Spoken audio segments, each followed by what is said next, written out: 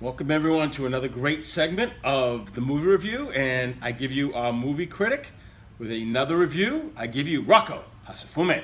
Thank you very much, Howie. The movie I've done this week is Blade Runner 2049. Is directed by Denis Villeneuve and stars Ryan Gosling and Harrison Ford. It takes place in the future in 2049 Los Angeles, where an android cop K, played by Gosling, after discovering a buried secret, tracks down a fellow Blade Runner, Deckard, played by Ford.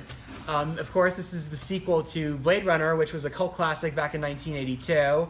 And, like many sequels, unlike many sequels, I should say, it definitely expands a lot of the story of the original movie. The original movie has a big history in cinema because a lot of things have been influenced by it over the years, particularly Japanese animation and many science fiction movies set in the future.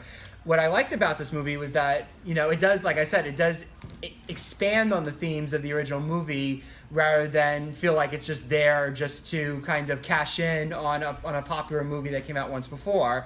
It's particularly challenging with this movie because this movie was, like I said, a cult classic, so it really stands on its own very interestingly enough, and I like that aspect of it very much. And the original Blade Runner was such a visual feast, and that continues into this new movie. And with the technology being as it is now, over 35 years later, it really, the sense of wonderment that you see in this type of movie is just, it's still there from the original movie.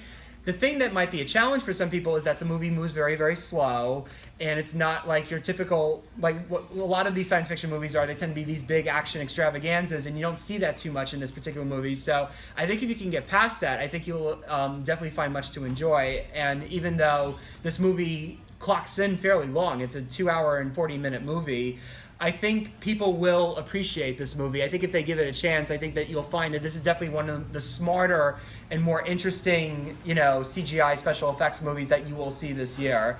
So, and of course, they have great performances. Ryan Gosling and Harrison Ford particularly are phenomenal actors, and they really drive a lot of this movie. So I feel that this is definitely a movie not to sleep on, especially if you like science fiction and you like really cool CGI visual effects. So I give Blade Runner 2049 4 out of 5 stars. So thank you very much.